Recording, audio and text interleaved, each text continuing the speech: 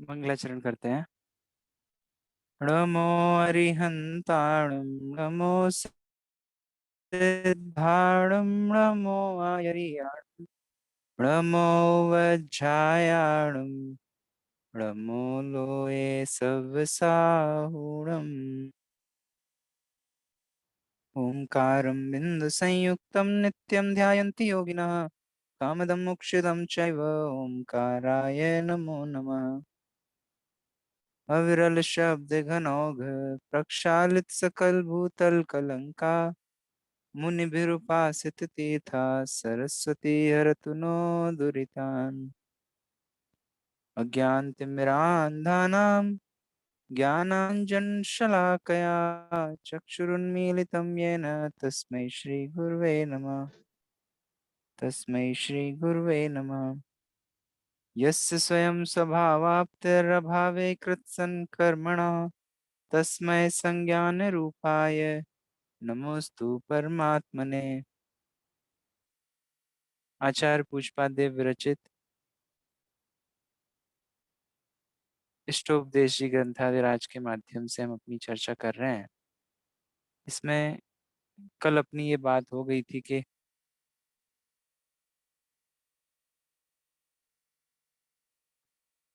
आत्म विषय में स्थिरता जिनको होती है, जिन योगियों को होती है, वो देखते हुए भी देखते नहीं, बोलते हुए भी बोलते नहीं और चलते हुए भी चलते नहीं। आत्म स्थिरता की दृढ़ प्रतीति के बल से यह अवस्था बनती है।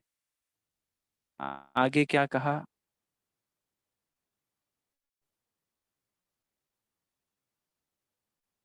तथा इसी के कंटिन्यूशन में आगे की बात करते हैं, किस तरीके के विकल्प उनको नहीं होते, है ना? देखते हैं, आगे की चर्चा करते हैं। किमिदं कीदृशं कस्य कस्मात् केव्यत् विशेषयन् स्वदेहमपि नावैति योगी योगपरायणः। क्या, कैसा, किसका, क्यों, कहा, कहाँ। कितने प्रश्न हो गए? 5। आदि विकल्प विहीन तन को भी नहीं जानते योगी अंतर्लीन। योग परायण आत्म स्वरूप में जो निष्ठ हुए हैं, दृढ़ हुए हैं।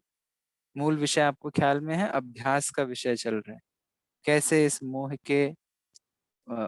को नष्ट किया जाए, इस आत्म स्वरूप को पाने का, स्वात्म संवित्ति के अभ्यास का क्या उपाय है। तो उसमें ही क्या कहा आगे? योग परायण अर्थात ध्यान में लीन योगी को कैसे प्रश्न नहीं होते, कैसे विकल्प नहीं होते। देखिए क्या क्या कहा। यह क्या है? किम इदम, कैसा है? कीदृशम, किसका है? कस्य, क्यों है? कस्मात्, क्व, कहाँ है? इत्यादि अविशेषयन इत्यादि भेद रूप विकल्प नहीं करता हुआ, स्वदेहम अपि अपने शरीर को भी, ना अवैति नहीं जानता, उसको अपने शरीर का भी ख्याल नहीं रहता। मतलब एकमात्र आत्म तत्व में इतनी तल्लीनता होती है, इतनी निमग्नता होती है, चूंकि वहां आनंद है, इसलिए अन्य कोई विकल्प उनको होते नहीं है, है ना? कोई पूछे कि हम आत्म ध्यान में लीन हुए कि नहीं हुए, उसका भी प्रश्न आप यहाँ से निकाल लो कि अभी भी हमें इस तरीके के विकल्प चलते हैं क्या, है ना? या फिर ध्यान में लीन होने के पूर्व किन तरीके के प्रश्नों का, विकल्पों का अभाव होता है, वो भी आपको उत्तर मिल रहा है। और जब वो ध्यान में लीन होते हैं तो इन विकल्पों से रहित एकमात्र आत्म स्वरूप में दृढ़ होते हैं। अब ये तो हुई आत्म स्वरूप में दृढ़ता की बात। अनर्थ दंड व्रत में एक अपध्यान नाम का अतिचार आता है। अपध्यान मतलब दुर्ध्यान, है ना? वो तो अतिचार की बात कर रहा हूँ मैं, बाकी तो अतिचार है या फिर मूल विषय है? अनर्थदंड है भैया। आप उसको देख लीजिएगा, मुझे थोड़ा-सा कन्फ्यूजन है। अनर्थदंड है। अपध्यान का बेसिकली मतलब हाँ, अनर्थ दंड व्रत के अंदर ही है, काहू की धनहान किसी जयहार न चिंतै, दे न सो उपदेश होए अगवनज कृषितै। तो अननेसेसरी व्यर्थ के विकल्पों में नहीं उलझते।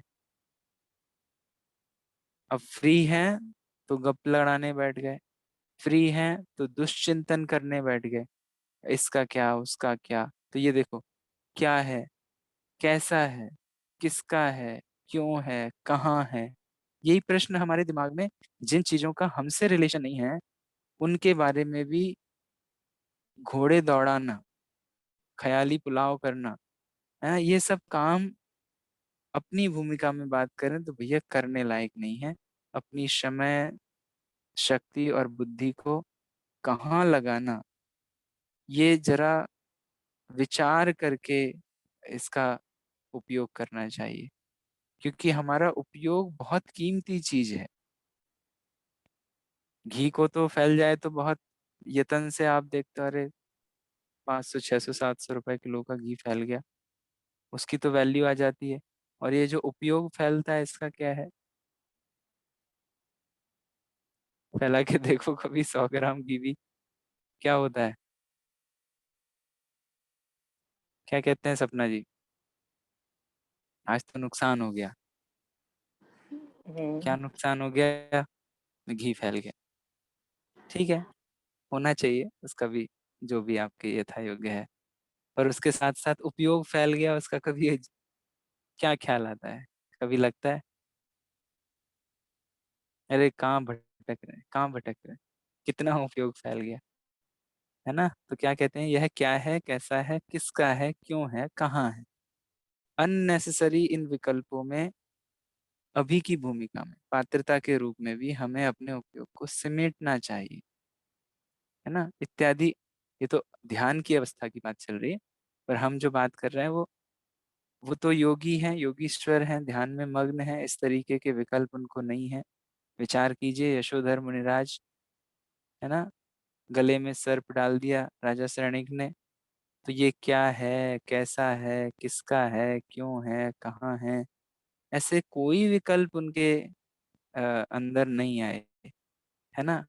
और अपने शरीर को भी नहीं जानता, अर्थात उसे अपने शरीर का भी ख्याल नहीं रहता। जानता नहीं है मतलब ज्ञान में नहीं आता, ऐसा नहीं है। अ, जानते हुए भी ये मैं नहीं हूँ, इस तरीके का भेद विज्ञान, ख्याल में आती है बात। उसके संबंधी कोई विकल्प खड़े नहीं होते। देखो टीका में क्या कहा, यह अनुभव में आता आध्यात्मिक तत्व अंतस तत्व क्या है। ये तो बाहर के विकल्पों की बात चल रही है, हाँ? अभी बाहर के विकल्पों को तो छोड़ो, मैं जिस तत्व का अनुभव कर रहा हूं इस संबंधी भी विकल्प खड़े नहीं होते। कैसे, जहाँ ध्यान ध्याता ध्येय को विकल्प वच भेद न, जहाँ चिद भाव कर्म चिदेश करता चेतना क्रिया, तहाँ तीनों अभिन्न अखिन्न शुद्ध उपयोग की निश्चल दशा प्रगति, जहाँ दृग ज्ञान वृत ये तीन दा एक ही लशा। क्या कहा कि मैं ध्यान करने वाला हूँ, मैं ध्यान करता हूँ, ध्यान मेरा कर्म है, ये मेरा ध्येय है, इस तरीके के विकल्पों का भी कोई अवकाश ध्यान की अवस्था में नहीं है। एकमात्र आनंद का भोग अखंड, है ना।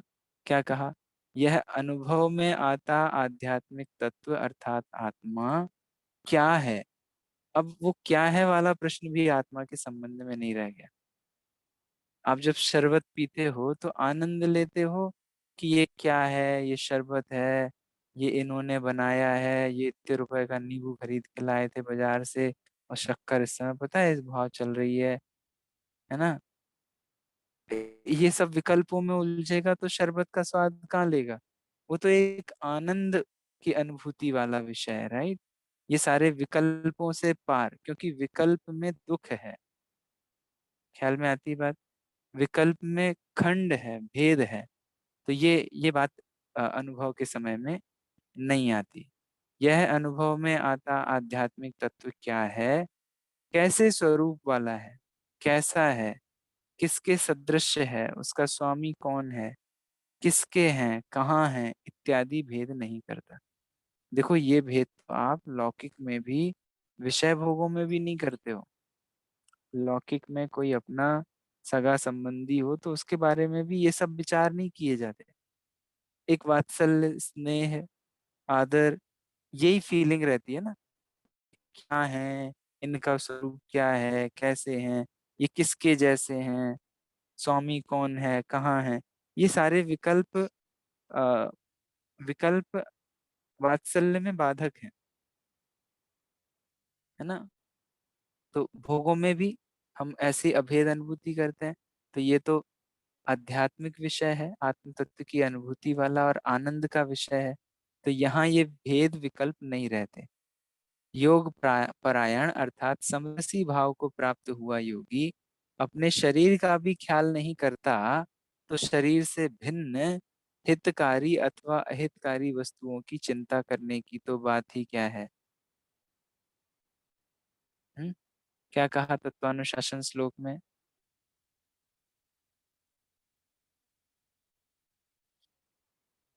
उस समय तदा च परम एकाग्र्याद बहिरर्थेषु सत्स्वपि अन्यन्य किंचन्ना भाति स्वमेवात्मनि पश्यतः। देखिए क्या कहा, उस समय, तदा मतलब उस समय, आत्मा में आत्मा को ही देखने वाले योगी को स्वमेवात्मनि पश्यतः, आत्मा में आत्मा को देखने वाले योगी को बाह्य पदार्थ होने पर भी, बहिरथेषु सत्व स्वपि, होने पर भी, बाहर में, परम एकाग्रता के कारण, परम एकाग्र याद, अन्य कुछ भी भासित नहीं होता, अन्यन्य किंचना ना आभाति, अन्य कुछ भी मालूम नहीं पड़ता। उस समय समाधि के काल में आत्मा को आत्मा ही देखने वाले योगी को बाह्य में पदार्थ होने पर भी परम एकाग्रता के कारण आत्मा के सिवाय अन्य कुछ भी भासित नहीं होता, मालूम नहीं पड़ता। लौकिक में ये बात कही जाती है, भैया कोई खेल में मस्त हो तो उसको चोट कब लग गई पता नहीं चलता। होता है ना ऐसा, बच्चे खेल रहे हो क्रिकेट तो चोट कब लग जाती है पता भी नहीं चलता, बाद में जब पूरा मैच ओवर हो जाता है फिर देखते हो अरे ये तो मेरे चोट लग गई। तो लौकिक जगत में एकाग्रता का ये स्वरूप है ना, किसी एक विषय में इतने तल्लीन है। तो यहाँ तो आत्म तत्व का प्रचुर स्वसंवेदन चल रहा है, आत्म तत्व का अनुभवन चल रहा है। तब फिर अन्य विकल्प कैसे उनको खड़े हो सकते हैं। ये अनुभव की दशा है ना। ये समाधि की काल की बात, यहाँ की समाधि मतलब अपने आप आत्म स्वरूप में समरसी भाव से स्थित होना, है ना। अपने में स्थिर होना, अपने में स्थिर होने का जो समय है, उस समय ऐसा स्वरूप उनका होता है। देखिए क्या कहा, जब योगी ध्यान में लीन होता है तब वह समरसी भाव का अनुभव करता है, अर्थात निजानंद रस का पान करता है। आत्म स्वरूप के अनुभव के काल में वह आत्म द्रव्य संबंधी, वह क्या है, कैसा है, कहाँ है इत्यादि संकल्प विकल्पों से रहित होता है। उस निर्विकल्प दशा में उसको अपने शरीर की ओर भी उपयोग नहीं जाता, तो शरीर से भिन्न अन्य पदार्थों की तो बात ही क्या करनी, अर्थात बाह्य पदार्थ होने पर भी परम एकाग्रता के कारण उनका उसे कुछ भी अनुभव नहीं होता। आश्चर्य लगता है क्या इस बात में कोई, कि समाधि में स्थित योगी को अन्य बाहर कहीं कुछ भी उपयोग नहीं भटके, उपयोग नहीं जाए और अपने स्वात्म तत्व के अनुभवन में वो लीन रहे हैं। इसमें कोई आश्चर्य लगता है क्या अपन को, ऐसा कैसे हो सकता है? लगता हो तो फिर अपन उसके बारे में बात करें। क्या कहते हैं श्वेता जी? कोई इसमें बड़ा आश्चर्य लगता है, कैसे हो सकता है? हमें हो सकता है लगे, क्योंकि देखो 5 मिनट भी हम ऐसे शांति से बैठना चाहें तो उपयोग ना जाने कहाँ कहाँ भटकता है ना? तो एक्चुअली तो वो बैकग्राउंड में भटक ही रहा है, वो तो बैठते हैं शांत तो दिखाई देता है कि हाँ अब दिख रहा है ना? पर यहाँ तो ऐसी दशा है कि उस आत्म तत्व में ऐसी एकाग्रता है कि अन्य कहीं भी उपयोग जाता नहीं है। अच्छा, आपका उपयोग आता है कभी जिनवाणी की ओर? रोज दिन भर घर गृहस्थी के कामों में इतना उलझे रहते हो कि कभी उपयोग आता है क्या जिनवाणी की ओर, देवशास गुरु की ओर? नहीं आता। हमारी देखो कितनी एकाग्रता है घर गृहस्थी के कामों में, है कि नहीं है? तो एकाग्रता हो सकती है, पहले तो ये समझना, है ना? तो देखो उनको वहां आनंद है, और स्वात्मानुभव के काल में, समाधि के काल में ऐसे कोई भी विकल्प खड़े होते नहीं है। आगे क्या कहते हैं? योगी जब भेद विज्ञान के द्वारा शरीर आदि से ममत्व हटाकर, देखिए ये कड़ी है, जब शरीर से ही ममत्व हटा दिया, शरीर के प्रति ही मूल मूल जो बात है, शरीर के प्रति ही जब विरक्ति का भाव हो गया, तो अब अन्य की तो बातें आप कट ही कर दो, वो सब तो छोड़ ही दो, है ना? आनंद मग्न होता है तब क्षुधा तृषा आदि से अथवा उपसर्ग परिचय आदि से खेद खिन्न नहीं होता, है ना? उत्कृष्ट रूप में योगीश्वर हम किसे बोलते हैं? देखो जी आदिश्वर स्वामी कैसा ध्यान लगाया है। बाहुबली भगवान 1 वर्ष तक, 1 वर्ष ही था ना समय, 1 वर्ष तक खड़े रहे, है ना? आदिनाथ मुनिराज 6 महीने तक आत्म ध्यान से बाहर नहीं निकले, है ना? तो देखो कैसे, कैसे आप 5 मिनट भी तो खड़े होकर दिखाओ, 5 मिनट भी तो एक जगह बैठ के दिखाओ, क्योंकि विषय नहीं है ना हमारे पास। उनके पास विषय था, विषय था मतलब आत्म तत्व का अनुभवन था, है ना? तो उसमें फिर ऐसे विकल्प भी खड़े होते नहीं है। हालांकि ये मूल शुद्धोपयोग की दशा की बात है, वो कोई 1 साल तक इसी दशा में रहे ऐसा नहीं है ना? शुभोपयोग के भी विकल्प आते हैं, अंतर मुहूर्त से ज्यादा तो ऐसी अवस्था में जीव नहीं रह सकता। क्या कहा आगे? समाधि तंत्र श्लोक 38 में कहा है कि आत्मा और देह के भेद विज्ञान से उत्पन्न हुए आह्लाद से, आनंद से जो आनंदित है। देखिए आनंद चाहिए सबसे पहले तो। बच्चा कहीं किसी के घर में खेलने जाए और उसका वहां मन लग जाए, तो 4 घंटे खेले और मम्मी की याद भी ना करे। क्यों नहीं कर रहा? क्योंकि आनंद है उसे वहाँ, मजा आ रहा है ना? बच्चे नीचे खेलने जाते हैं, 2 घंटे कब बीत जाते हैं उनको पता ही नहीं चलता, और हम चिल्लाते हैं 2 घंटे हो गए तो पढ़ाई नहीं करना है, क्योंकि वहां उन्हें आनंद आ रहा है। बात ख्याल में आती है? तो जहां हमें आनंद भासित हो, वहां पर आ, एक तो उपयोग भटकता नहीं है, और कोई खेद खिन्नता नहीं होती। थोड़ी बहुत लग भी जाए ना बच्चों को, अगर खूब मजा आ रहा हो, थोड़ी किसी ने तेज बॉल भी मार दी कुछ, अरे ठीक है चलता है। चलता है क्यों चलता है? क्योंकि उससे बेटर कुछ आनंद आ रहा है। ख्याल में आती बात? और हम चला नहीं पाते अपने जीवन में। क्यों? क्योंकि हम पहले से, देखो 2 तरीके के बच्चे होते हैं, खेल की बात करते हैं आज। एक होता है जिसका खेल में कोई मन नहीं लग रहा है, और उसको खेलने में आनंद भी नहीं आ रहा है, या उसको अच्छी तरह से खेलना भी नहीं आता है। तो वो क्या करता है, बात बात पर अनुआ लेके बैठ जाता है, इनने बेईमानी करी, अब ये ऐसा करते हैं, ये वैसा करते हैं, है ना? हम नहीं खेलेंगे। इस तरीके से वो बार बार रूठ के बैठ जाए।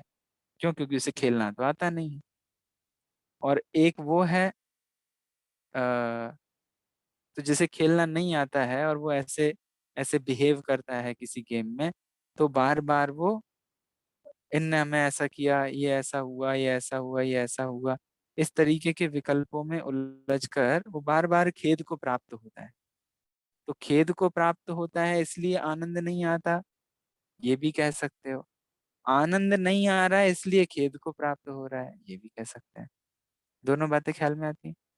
और कोई बच्चा ऐसा होवे कि उसे बहुत मजा आ रहा है, तो छोटा मोटा इसने ऐसा किया, छोड़ दो, आगे बढ़ते हैं, एंजॉय करते हैं, गेम आगे बढ़ाते हैं, है ना? तो ऐसे ही यहाँ पर क्या है, जैसे आनंद हो रहा है, आत्मा और देह के भेद विज्ञान के से उत्पन्न आनंद से जो आनंदित है, उसके जीवन में भयानक दुष्कर्म भी आ जाए तो भी खेद को प्राप्त नहीं होते। ठीक है, कोई बात नहीं। ख्याल में आती बात? क्या कहा यहाँ? शिष्य कहता है कि यह किस प्रकार भगवान, मुझे आश्चर्य होता है, ऐसा भी हो सकता है क्या? ऐसी अवस्थान्तर अर्थात विभिन्न विलक्षण अवस्था तो बड़ी विचित्र अवस्था है, किस प्रकार संभव है? ऐसा भी कभी हो सकता है कि भयानक दुष्कर्म आए और खेद को प्राप्त ना हो? ऐसा कैसे हो सकता है? कोई योगीश्वर ध्यान में बैठे हैं, सुकमाल मुनिराज ध्यान में बैठे हैं, भयानक दुष्कर्म को भोग रहे हैं, 3 दिन तक शालिनी भक्षण कर रही है ना? तो भी भेद विज्ञान के आनंद से उत्पन्न आह्लाद से वो आनंदित हैं और उनका उपयोग नहीं भटकता। ये क्या है, क्यों है, कैसा है, किसका है, ये शरीर संबंधी विकल्प तो आते ही नहीं है, तो बाहर के विकल्पों की बात क्या, आत्मा संबंधी भी ऐसे विकल्प नहीं आते। एकमात्र चैतन्य की अनुभूति, हाँ, और उसमें परम निमग्न, परम तृप्त, ऐसा कैसे हो सकता है? ये प्रश्न हमने किया तब। भैया, अगर भैया जैसे अंतर्मुहूर्त का आपने बोला कि मैक्सिमम टाइम अंतर्मुहूर्त होता है, तो फिर 3 दिन के बीच में बहुत सारा टाइम ऐसा भी तो होता होगा ना जब वो उस वहां उस स्टेज से बाहर आते होंगे। बिल्कुल बिल्कुल, आत्म तत्व के अनुभवन की बात, शुद्धोपयोग से तो बाहर कई बार आना होता है, कई बार आना हुआ होगा, ऐसा नहीं है कि वो सदा काल 3 दिन तक, पर वो अशुभ अवस्था कहें या फिर काय और वचनों की जो योग रूप अवस्था है कि कहीं गए हों, चले हों, है ना, बारंबार अपने स्वरूप में अपने आत्मा को और अधिक स्थापित करते गए, है ना? आए, बाहर आए, पर बाहर रुके नहीं, पुनः अंदर, पुनः अंदर, पुनः अंदर, ऐसा। ख्याल में आती बात? और उस आनंद के बल पर बाहर में होने वाली पीड़ा को भी पीड़ा नहीं देखा। होता है ना, मतलब अगला ओवर है, अगला मैच है, अब लग गई पैर में थोड़ी चोट, कोई बात नहीं, चलो भागते हैं, दौड़ते हैं, क्योंकि फिर से लग गए।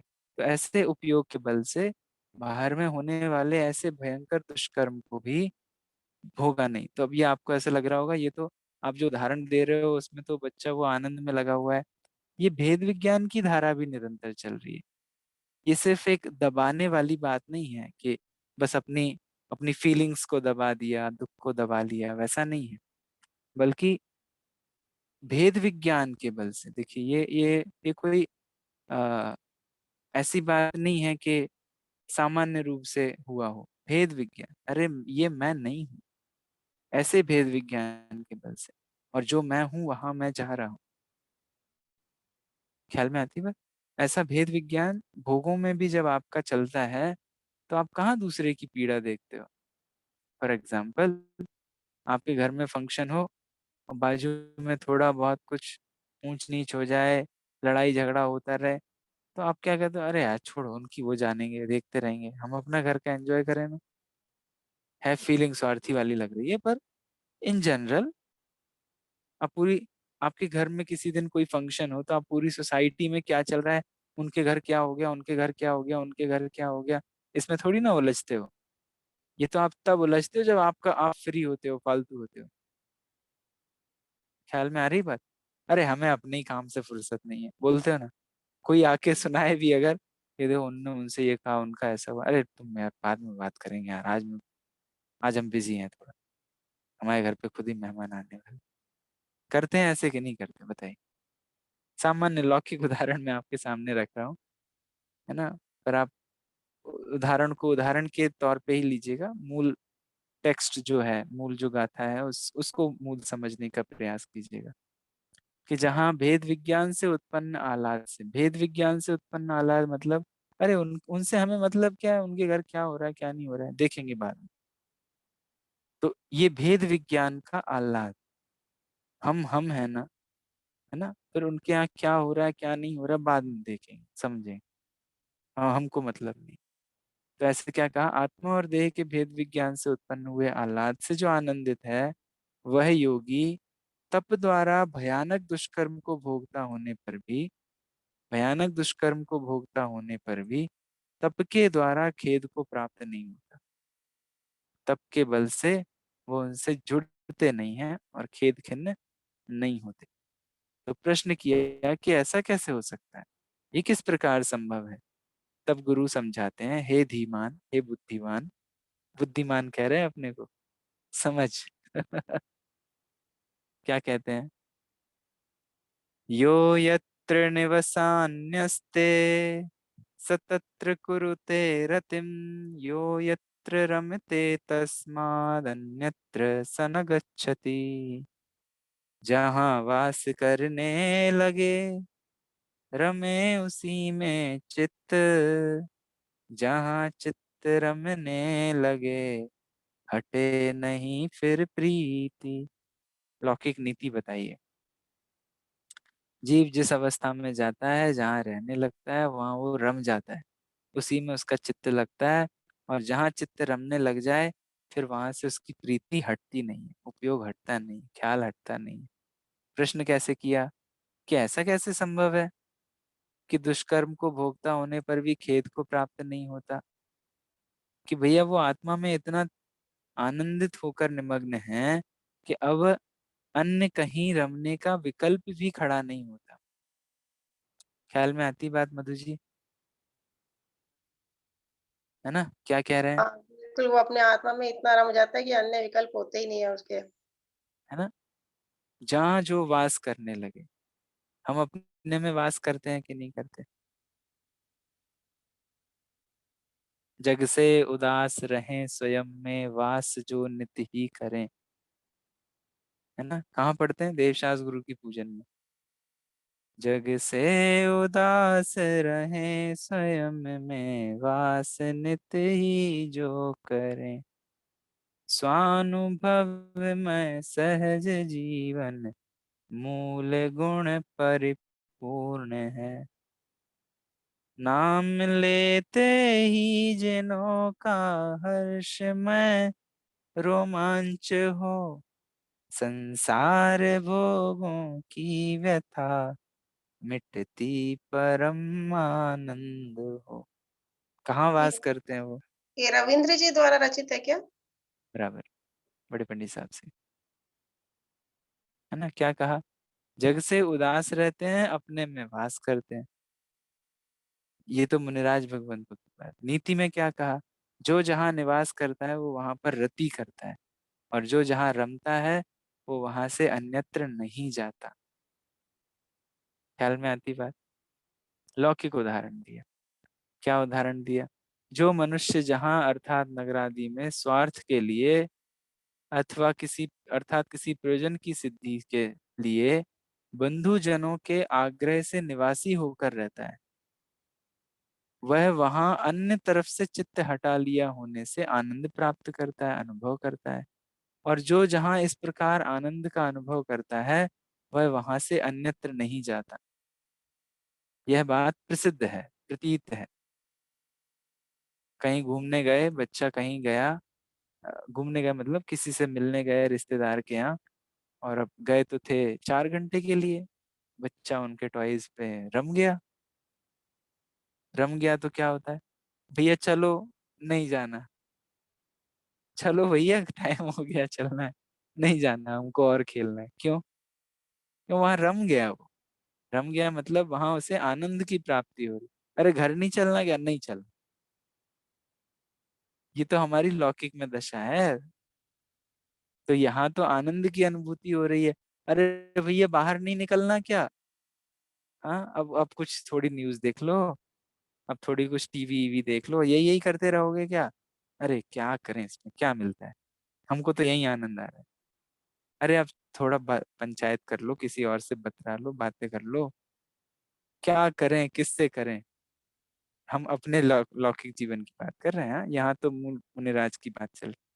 आपको शैली समझ में आ रही होगी। हाँ, मैं थोड़ा शास्त्र का आधार लेकर हमारे जीवन में हम उसका क्या रिफ्लेक्शन ले सकते हैं, वो भी थोड़ा आपके सामने विचार करने की कोशिश करते हैं, है ना। इसलिए विश्वास करके आत्मा में निवास करते योगी को अननुभूत, पूर्व में अनुभव नहीं किया हुआ अपूर्व आनंद का अनुभव होने से उसको अन्यत्र वृत्ति का अभाव होता है, अर्थात अध्यात्म के सिवाय अन्यत्र प्रवृत्ति नहीं होती।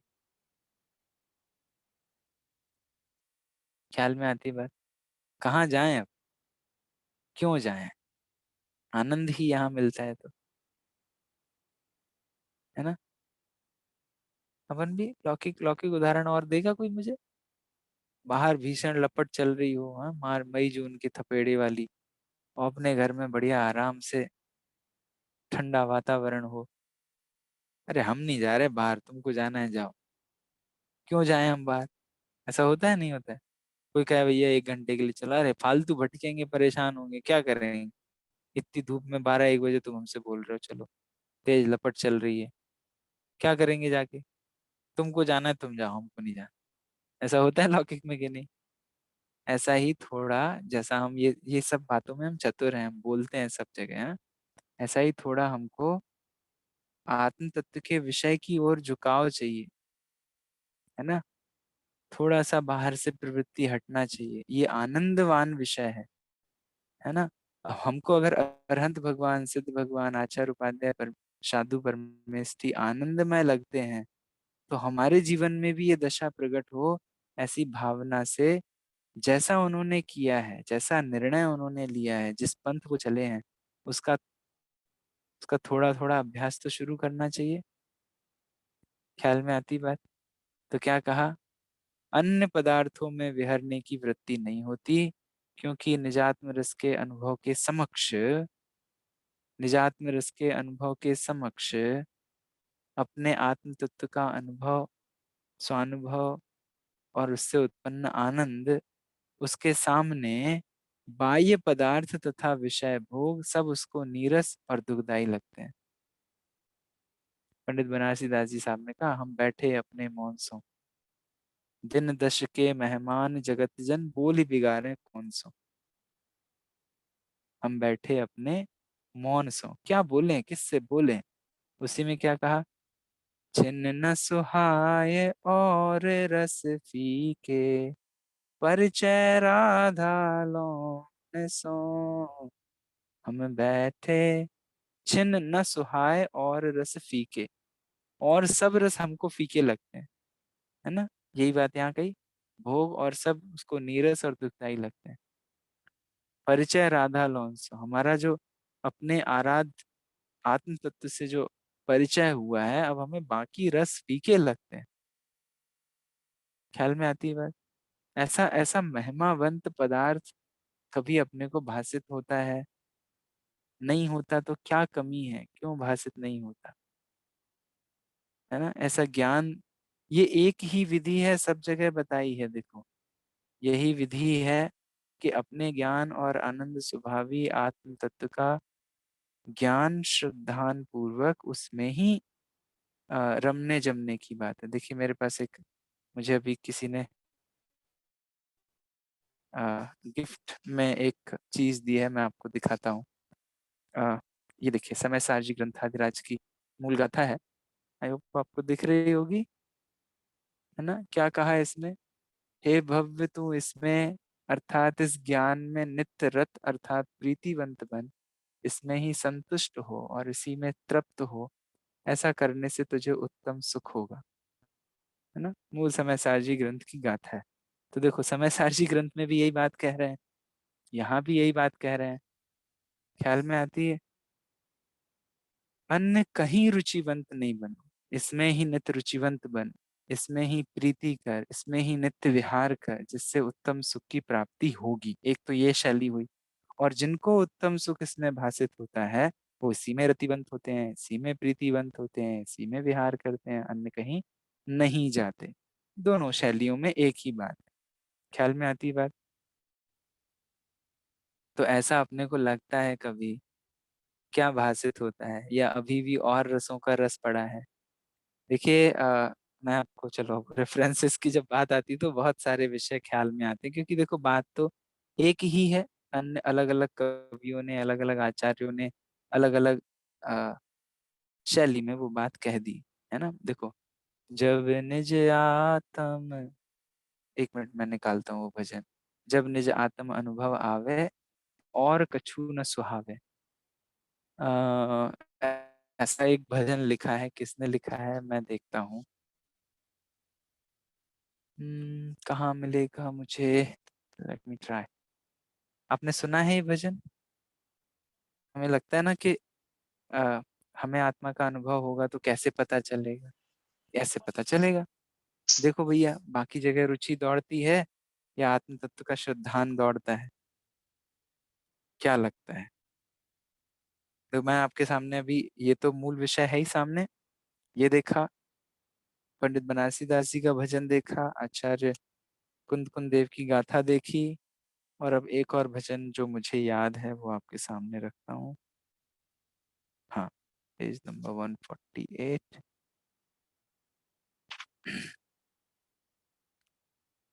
क्या कहा? भागचंद जी साहब का भजन है। जब निज आत्म अनुभव आवे, और कछु न सुहावे।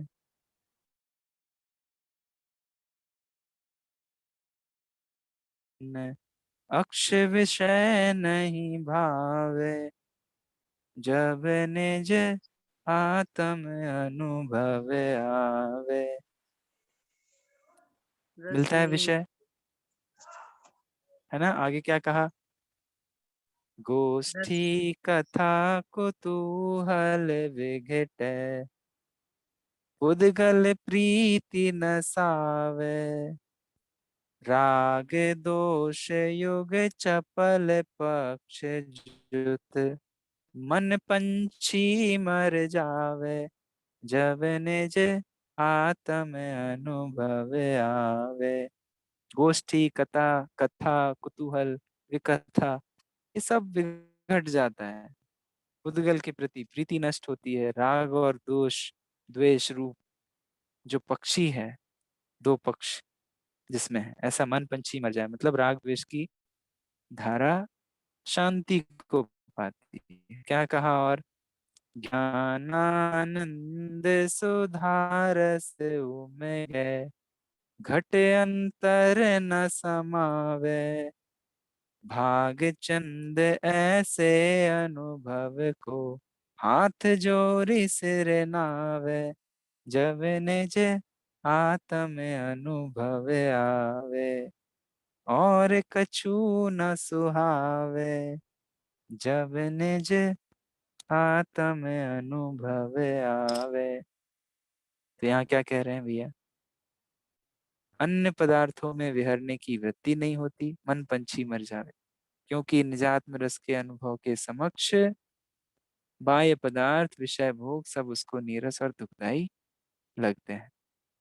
संभवतः इसी गाथा को देखकर उन्होंने भजन लिखा हो, है ना। क्या कहा आगे? अन्यत्र नहीं प्रवर्तता वह, तब वह ऐसा होता है। जब वो अन्य जगह नहीं जाता, अपने में ही उपयोग को स्थिर करता है, तब उस जीव की दशा कैसी होती है, देखते हैं।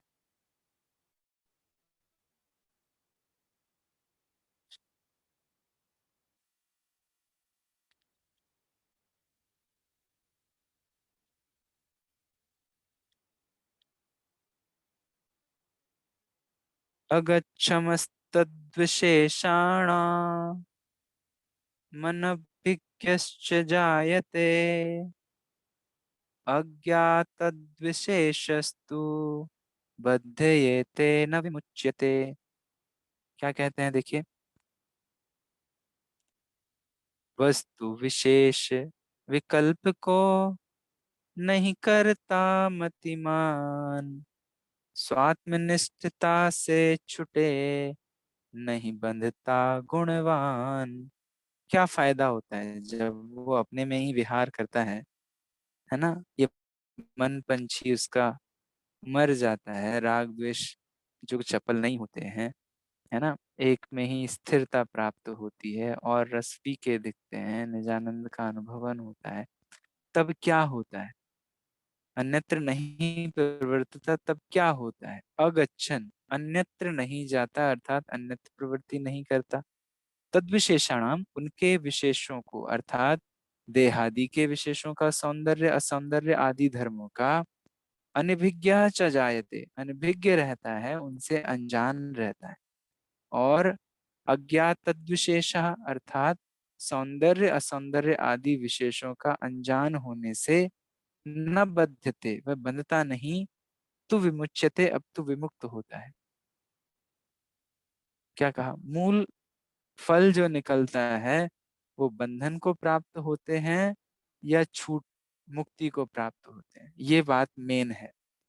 तो जब अन्यत्र प्रवृत्ति नहीं करते तो उनके कर्ता भोक्ता नहीं बनने से, प्राकरणिक नहीं होने से, है ना? कल भी शायद हमने बात की थी शादी के संबंध वाली, वो भी समय सारची ग्रंथ की मूल बात है। तो उन उन विषयों से नहीं जुड़ते, है ना? ना जुड़ने से बंधते नहीं, क्योंकि उपयोग जब अपने में रहता है तब वो बंध का कारण नहीं होता। जब वो पर की ओर जाता है, पर में अपने पने की और परपने की अपने पने की मान्यता स्थापित होती है ना? तब अ, बंधन को प्राप्त होता है। तो यहाँ अन्यत्र जाते नहीं हैं इसलिए दुखी नहीं होते। मेन एक लाइन में कहें तो क्या फायदा होता है अपने में रहने से? तो प्रश्न आपसे पूछता हूँ, क्या फ़ायदा हुआ वो लपट में बाहर नहीं जाने से? वो 12-1 बजे कोई हमें घुमाने ले जा रहा था और नहीं गए, तो क्या फ़ायदा हुआ? गर्मी में झुलसे अपने नहीं। को आनंद गर्मी में आनंद झुलसा का नहीं, अनुभव आनंद हुआ। होता है। वही लाइन यहाँ कहते हैं कि वो बंधते नहीं हैं। इससे नहीं बंधते, वहाँ गर्मी से नहीं बनते, यहाँ कर्मों से नहीं बनते। सिंपल। ख्याल में आती है बात? देखिए आगे क्या कहा टीका में। स्वात्म तत्व में स्थिर हुआ योगी जब अन्यत्र नहीं जाता अर्थात प्रवृत्ति नहीं करता तब अब लगाते जाना है इसको। हाँ, अभी मई जून वैसे है नहीं बट फिर भी थोड़ा बहुत पिछले सालों का एक्सपीरियंस तो काम आएगा ना आपको। पिछली बार भी गर्मी पड़ी होगी तो कैसे हुआ था, है ना? देखिए, अपने घर में रहता हुआ मनुष्य जब मई जून की भीषण गर्मी में बाहर नहीं निकलता तब वह स्वात्मा से भिन्न शरीर आदि के विशेषों से अर्थात घर में होने वाली शांति शीतलता से भिन्न बाहर में पड़ने वाली झुलसने वाली गर्मी से अर्थात बाहर में होने वाली सर्द गर्म आदि धर्मों से अनजान रहता है। अर्थात उन्हें जानने के अभिमुख उत्सुक नहीं होता, है ना? एनालॉजी वहां दे रहा था, मैं मूल टीका पढ़ता हूँ। सॉरी। स्वात्म तत्व में स्थिर होता हुआ योगी जब अन्यत्र नहीं जाता अर्थात प्रवृत्ति नहीं करता तब वह स्वात्मा से भिन्न शरीर आदि के विशेषों से अर्थात सौंदर्य असौंदर्य आदि धर्मों से, मतलब अब मैं सुंदर दिख रहा हूँ, अब मैं असुंदर दिख रहा हूँ, अब ये काया क्षीण हो गई, अब अच्छी दिखने लगी, आदि धर्मों से अनभिज्ञ रहता है, अनजान रहता है। और हम क्या करते हैं? हम देह में ही अपनापन करके अब हम कमजोर हो गए, अब हम मोटे हो गए, अब हम पतले हो गए, अब आज सिर दुख रहा है, अब आज पेट दुख रहा है, अब ये हो रहा है, अब वो हो रहा है, अब थकान हो रही है। दिन रात उसी में उलझे रहते हैं। और यहाँ मुनिराज उन धर्मों से अनजान हैं अर्थात उन्हें जानने में अभिमुख उत्सुक नहीं होते, उनमें घुसकर नहीं जानते, उनमें जुड़कर नहीं जानते, मोह पूर्वक नहीं जानते और उन विशेषों से वह अज्ञात होने से उनमें राग द्वेष उत्पन्न नहीं होता। जब हमने दिन भर इतने बिजी रहे अपने काम में कि दर्पण में अपने रूप को निहारने का समय ही नहीं मिला, है ना? तो विकल्प कैसे आएँगे? अरे आज हम अच्छे दिख रहे हैं कि बुरे दिख रहे हैं? तो उन विशेषों से अज्ञात होने से उनमें राग द्वेष भी उत्पन्न नहीं होता, इसलिए वह कर्मों से नहीं बनता। तब क्या होता है? तो विशेष रूप से व्रतादि का अनुष्ठान करने वालों की अपेक्षा वह अतिरेक से, अतिशय रूप से उनसे कर्मों से मुक्त होता है। कोई विशेष रूप से कर्मों का आचरण करे, अनुष्ठान करे, उससे भी ज़्यादा मुक्ति ज्ञानी के छिन्माही त्रिगुप्ति तै सहज टरें थे। कोटि जन्म तप तपे ज्ञान बिन कर्म झरे जे, ज्ञानी के छिन्माही त्रिगुप्ति तै सहज टरें थे। कोई विशेष अनुष्ठान करे, तब जितने कर्मों की निर्जरा हो, उससे भी ज़्यादा कर्मों से मुक्त यहाँ होता है जीव। कैसे मुक्त होता है? कि वो स्वात्म तत्व में स्थिर होता हुआ योगी है और अन्यत्र नहीं जाता है। ख्याल में आती बात? क्या कहा आगे? आत्मस्वरूप में स्थिर योगी को आत्मा के अलावा शरीर आदि बाह्य पदार्थों में प्रवृत्ति नहीं होती। इस कारण उनको उन पदार्थों में इष्ट अनिष्ट की कल्पना का अभाव होने से राग द्वेष उत्पन्न नहीं होता और बंध के कारण रूप राग द्वेष के अभाव में वह कर्मों से नहीं बंधता, अपितु उसको अनेक गुना निर्जरा होती है। प्रश्न पूछा था ना, क्या फायदा होता है अपने में रहने से, अपने घर में रहने से क्या फायदा है? तो ये फायदा है, इष्ट अनिष्ट की व्यर्थ कल्पनाएं नहीं होती और व्यर्थ कल्पनाओं के ना होने से कर्मों का बंधन भी नहीं होता। आगे क्या कहते हैं? ज्ञानी को वृतादि के आचरण का विकल्प वह शुभ राग है, उससे तो आश्रव बंद ही होता है, परंतु उस काल में उसके साथ जो शुद्ध परिणति है वही निर्जरा का वास्तविक कारण है। उसमें योगियों को निर्विकल्प दशा में उससे भी अधिक निर्जरा होती है। ख्याल में आती बात? कितनी गाथाएं हो गई आज अपनी? आई थिंक हमने 3 बातें कर ली। 42 नंबर में क्या कहा? ये विशेषों में नहीं उलझते, आत्म तत्व में जब स्थिर होते हैं तब। फिर जो जहाँ रमता है उसको वहीं पर अच्छा लगने लगता है और जब अपने में ही रहते हैं तब अ, अन्य के धर्मों से अनजान रहते हुए उसमें राग द्वेष नहीं करने से बंधन भी तय अपन ने।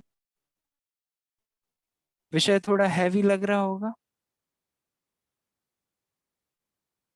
है ना?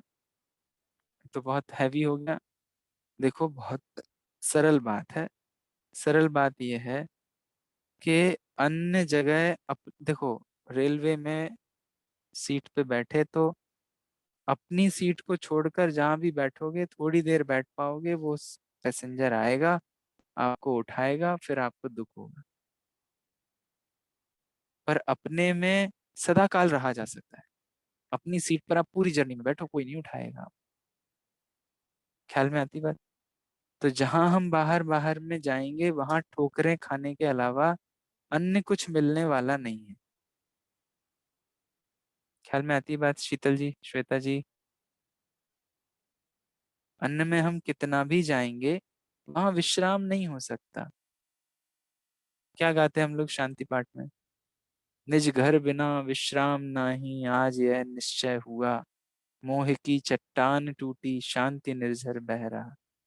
यह शांति धारा हो अखंड, चिरकाल तक बहती रहे। अपने घर बिना सच में विश्राम नहीं।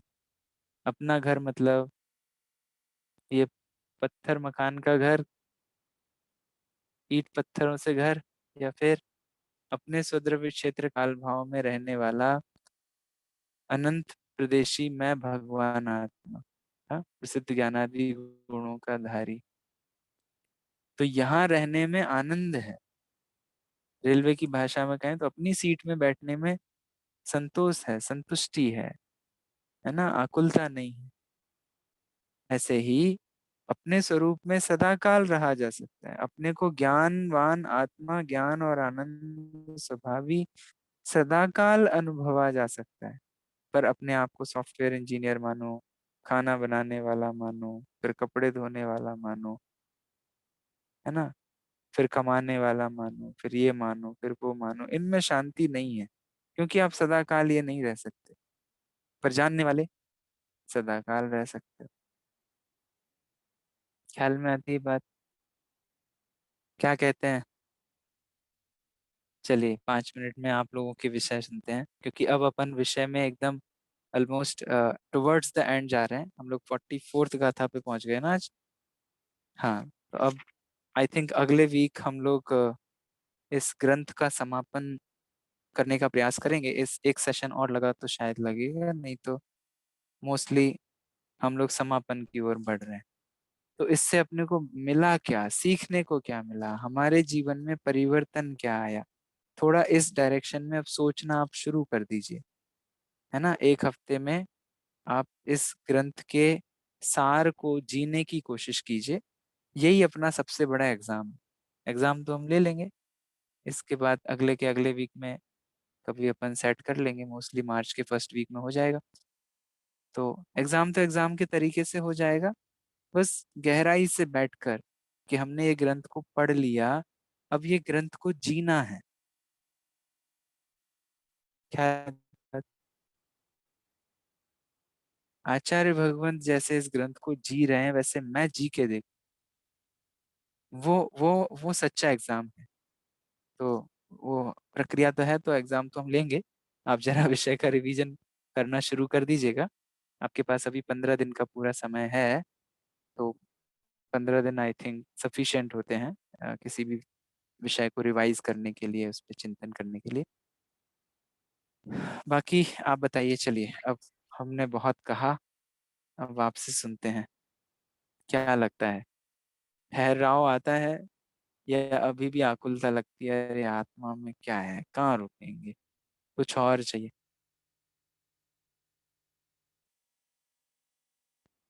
क्या लगता है, बात अच्छी लगती है, सच्ची लगती है? बात तो सही है, पर विश्व मुझे में लग सुख तो नहीं है, यही है। शरीर में सुख नहीं है। लेकिन अनादिकालीन संस्कार इस तरह के पड़े हुए हैं कि शरीर में से एकत्व बुद्धि अभी पड़ी हुई है, छूटती नहीं है। पर भैया बार-बार प्रैक्टिस करते हैं ना, तो देखिए, मैं ये आपको एक चीज़ बात चिंतन में बताऊं, बार-बार तो आती आपने रहती है कहा कि हाँ, ये आपको करने ये लायक नहीं है। करेगा क्योंकि क्लास और में जब तक सबके बीच रहते में तब रहते तक हुए भी नहीं। बीच में नहीं रहते हैं भैया, ऐसा हो जाता है। फिर जब इतना बहुत बढ़िया। देखिए, हाँ, अब अभी जो मधु जी ने बात कही, देखो जिसका भी मोह गला है इन आचार्य भगवंतों के इन्हीं शब्दों से, इन्हीं के चिंतन से और विचार से गला है। तो वो अनादिकाली संस्कार हैं, ये सब बातें सब भूल जाओ, ठीक है।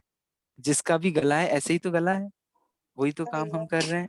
हाँ, हमने स्वाध्याय किया, विचार किया, अब बस इससे और आगे बढ़े, हमारा भी गलेगा। ये ये अ, ये एक है ना, आचार्य देव ने कहा हमने इस मोह के नाश करने के लिए बद्ध कमर कक्षा कमर कस के तैयार है। कमर तो कस हम ली है। कमर कस के तैयार हैं कि नहीं? तो उसके सामने हाथ पैर जोड़ने लग जाते हैं, अब ये तो अनादिकालीन है, अब तो कैसे छूटेगा, अब क्या होगा।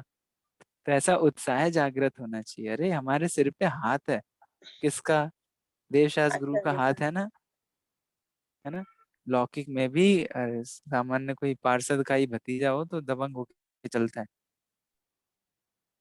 ना। गली चौड़ी, गली सकरी और मैं चौड़ा और बाजार सकरा दिखाई देता है। सही पार्षद है। की बात कर रहे हैं, एमएलए एमएलए का हो जाए तो पूरे जिले में धमाका कर दे हैं। और फिर सांसद और मंत्री और फिर सीएम और फिर प्रधानमंत्री, इतनी लंबी रेल है। और यहाँ 3 लोग के नाथ का हमारे ऊपर आशीर्वाद है, हाथ है, उनकी वाणी हमें मिली है, फिर भी हम गिड़गिड़ाए, अब वो क्या अनादिकालीन है। अरे नहीं। ख्याल में आती बात? सही ऐसा है। ऐसा उत्साह अंदर से जागृत होना चाहिए। अरे हमारा मोह नाश नहीं होगा तो किसका होगा? ख्याल में आती है बात? हाँ, श्वेता जी आप कुछ कह रहे थे, बारंबार अभ्यास संबंधी कुछ विषय था। हाँ भैया, मैंने कहा हम बारंबार अभ्यास कर रहे हैं ना, तो अभी सबके बीच में जैसे बैठी हूँ, सबके बीच में हम्म, बैठी हुई दिखाई दे रही हूँ, लेकिन फिर भी अंदर से वो क्योंकि अभ्यास किया हुआ है तो समझ में आता है कि अगर कर भी रही हूँ तो ये करने लायक नहीं है। और अगर वो कुछ बोल रहे हैं, मेरे अंदर कुछ और चल रहा होता है उस टाइम पे। वो बाहर वाले बढ़िया नहीं समझ पाते हैं, है। लेकिन मतलब अंदर में कुछ और ही चल रहा होता है मेरे। ठीक, बढ़िया। कुछ और प्रैक्टिस। मतलब, है ना, कुछ और मतलब मात्र जैसा जिनवाणी में जैसा मुनिराज भगवंत चिंतन करते हैं, हमें उस दिशा में ही आगे बढ़ना है। जी, जी। बढ़िया, बहुत अच्छा। शीतल जी, आप कुछ कह रहे थे? वही भैया जी कि जैसे मतलब थोड़ी-सी तबीयत भी खराब थी, शरीर अस्वस्थ था, तो कल बहुत वेदना हो रही थी, तो यही आया कि मतलब ये तो सिर्फ उनसे पकड़ने ये तो सिर्फ शरीर को है, आत्मा को तो नहीं हो रहा है, ऐसे करके संबोधन किया। हाय हल्ला कुछ नहीं मचाया, सो थोड़ा-सा वो पेशेंटली किया। सो दैट इज़ द फिर इम्प्लीमेंटेशन हो रहा है और जब भी बहुत कहीं अच्छा। कुछ देखिए, ये तो आपको पेपर लिखने का, देखो मॉक टेस्ट नहीं मिले ना तो फाइनल एग्जाम में सिट्टी-पिट्टी गुम होती है। तो ये तो आपको बढ़िया अपॉर्चुनिटी मिली, मॉक टेस्ट करने को मिला। इसमें तो जितना विचार, चिंतन गहराई से कर सकते हैं ना, उतना सब करना चाहिए। बारंबार गहराई से विचार करना। अरे इस समय मुनिराज क्या विचार करते होंगे? क्योंकि अपने को ये तो पता है मरने वाले तो है नहीं इतने रोग से, तो ऐसा कोई हाय तौबा वाली सिचुएशन तो है नहीं, है ना? वही हुआ भैया जी, तो जस्ट थिंकिंग कि नहीं हुआ तो भी क्या हुआ, एक ना एक दिन तो मरना ही है ना। सो लाइक मैं यही सोच रही थी, बाद में मैं अपने आप में मुस्कुरा रही थी। अच्छा है। देखिए, इसमें बी और गहराई से तत्व चिंतन जो चाहिए ना, वो इस समय में, ये वेदना शरीर को हो रही है, मुझे नहीं हो रही है, ये ठीक है। इसमें ही और गहराई में बन जाए तो इस समय में मात्र ज्ञाता हूँ, इस वेदना का भी मैं ज्ञाता मात्र हूँ। और मैं जितना, और ये वेदना ज्ञान से वेदना का संबंध नहीं है, मोह से वेदना का संबंध है। चूंकि मैं इस देह को अपना मानता हूँ, इसलिए मुझे और वेदना होती है, और मैं वेदना का आगे, आगामी वेदना का भी प्रबंध इसमें कर रहा हूँ। तो इस समय मुझे इससे भिन्न वेदना का मात्र ज्ञाता दृष्टा रहना है। सुकमाल महामुनि क्या कर रहे होंगे, वो मैं कर सकता हूँ कि नहीं, ऐसा गहराई में चिंतन बारंबार, एकमात्र ज्ञान, ज्ञान, ज्ञान। वो ज्ञान वेदन, वेदन की पर्याय को भी पकड़कर मैं मात्र ज्ञान का करता हूँ। ये मोह राग द्वेष भाव मेरी प्रशंसा के चिन्ह नहीं है, ये मेरी गौरव के सूचक नहीं है, है ना? मैं तो ज्ञान मात्र आत्मा हूँ, ऐसा अखंड उसमें ठहराव, उस चिंतन में पहुंचना। और ये वेदना के काल में भी मैं इस वेदना को मात्र जानने वाला हूँ। ऐसा ऐसा गहरा अभ्यास अपना बने ना, तो फिर कोई भी वेदना कभी भी होगी, उसमें मोह राग द्वेष बाजू में खड़े हो जाएंगे। ये वही भैया जी, आपने सुबह की क्लास में भी वो यही चल रहा था ना, सुकुमार वाला जैसे आपने कहा, तो मैं वही सोच हम्म, रही थी कि इतना उन्होंने सहा, इसके सामने तो ये कुछ भी नहीं है। तो जैसे आपने कहा वही आ रहे थे थॉट्स। बढ़िया। और मैं आपको बोल रहा हूँ, बहुत भाग्यवान जीवों को ये अपॉर्चुनिटी मिलती है। कौन सी अपॉर्चुनिटी? टू ये सी छोटे विद मोटे इन रोग वन होने की, सेल्फ। जिसमें हाँ, तो अभ्यास कर पाने की। कई सारे जीव ऐसी भावना भाते हैं, अरे हम तो चले जाएंगे, हार्ट अटैक हो जाएगा, चले जाएंगे हम तो। अरे ऐसी भावनाओं से आपने वास्तव में उस अपॉर्चुनिटी को मिस कर दिया, जिसमें आप समाधि कर सकते थे। मरण संबंधी आजकल बहुत, अरे हम हमें थोड़ी ना देर लगेगी, हम थोड़ी ना खटिया पे पड़े रहेंगे, हम तो चले जाएंगे। अरे ऐसी भावना भाने वाले ने पता क्या किया? सोचो, विचार करो, इतने तीव्र तरीके से आज आप राग द्वेष के चक्र में उलझे हो और ये जीवन यूं ही समाप्त हो जाए, तो आपको वो अपॉर्चुनिटी कहाँ मिली कि जब आप अपने राग द्वेष के चक्र को थोड़ा स्लो कर सकते थे, थोड़ा विचार कर सकते थे। लोग कहते हैं अरे ये तो बढ़िया रहा, ये चले गए, इनको पता ही नहीं चला। वो बहुत गड़बड़ सिचुएशन है, सही मायने में देखा जाए। जिन जीवों को 5-7 दिन, 10 दिन, 15 दिन का समय मिला, खटिए पे पड़े रहे, लोग तो देखते हैं अरे बहुत वेदना में गए, पर सही में वो तत्वज्ञानी जीव हो तो उसको अवसर मिला विचार करने का, चिंतन करने का। और ऐसी भावनाएं भाते हुए जीव देखे जाते हैं, जब वो कहते हैं हम तो चले जाएंगे, हमें हार्ट अटैक हो जाएगा, ऐसा हो जाएगा, हम थोड़ी ना। अरे क्या मती पे पत्थर पड़े हैं, सही मायने में। विचार करना कभी, है ना? तो ये जीवन यूं ही समाप्त कर देने लायक नहीं है। जीवन में छोटे-मोटे ऐसे प्रसंग आते हैं, मॉक टेस्ट की सिचुएशंस आती हैं, बुखार आता है, ये होता है, वो होता है। उचित औषधि जो है वो तो आप लीजिए योग्य वैद्य के मार्गदर्शन में, पर उस समय आचार्य देव भी कोई औषधि की बात कर रहे हैं, उस औषधि का भी ख्याल अपने को रखना चाहिए। और बहुत अच्छी अपॉर्च्युनिटी है कि आप उसका बारंबार वहाँ पर प्रयोगात्मक चिंतन कर सकें। ख्याल में आती है बात? चलिए विशेष चर्चा अपन यथासमय करेंगे। फिलहाल जिनवाणी स्तुति करते हैं। आई होप आपको ये विषय अच्छे से ख्याल आ रहा है और आप रिवाइज़ ज़रूर कीजिएगा। अ, पुरानी रिकॉर्डिंग्स भी सारी हैं। आप 15 दिन में कोशिश कीजिए कि सारे विषय को अ, सुनें, समझें, विचार करें। ज़रूरत पड़ी तो हम एक क्वेश्चन भैया आंसर सेशन भी रख सकेंगे। एक आपके प्रश्न रिक्वेस्ट है, होंगे तो। आप थोड़ा सा रिवीजन फास्ट मोड में 1-2 क्लास में अगर कर देंगे तो भी हाँ, अच्छा। वो ज़रूर लेंगे, बट मैं उसमें ये चाहता हूँ कि आप पढ़कर आप अपनी शंकाएँ लेके आएँगे तो आनंद आएगा उसमें। रिवीजन तो हो ही जाएगा, पर आप कुछ चिंतन करें, विचार करें, कुछ अपने अनुभव शेयर करें, कुछ अपने प्रश्न लेके आएँ कि भैया हमको ये बात समझ में आई, इस तरीके से आई। कुछ अपने चिंतन को लेकर आएँ, हमको ये बात बहुत अच्छी लगी, हैं? जिस भी रूप में हम एक चर्चा का माहौल बनाएँ। अपने को एग्ज़ाम के पहले 1 सेशन तो एटलीस्ट मिलेगा ही मिलेगा सैटरडे वाला, या एक आध और लगा तो एक आध और कर लेंगे, उसमें कोई बात नहीं है। पर मैं ये चाहता हूँ कि हम इस विषय को अंतरंग में चिंतन करें, क्योंकि देखो हम किसी जॉब के लिए तो एग्ज़ाम दे नहीं रहे हैं कि वो सर्टिफ़िकेट मिल जाएगा, हमको 4 जगह दिखाना है। ये तो जीवन के लिए एग्ज़ाम है ना, और विषय पूरा हमारा रिवाइज़ हो जाए उस व्यवस्था से एग्ज़ाम। तो विषय आप अच्छी तरह से जैसे एक अनुशासित छात्र होता है, एक तो डंडा मारना पड़ता है, भैया एग्ज़ाम है अब पढ़ लो।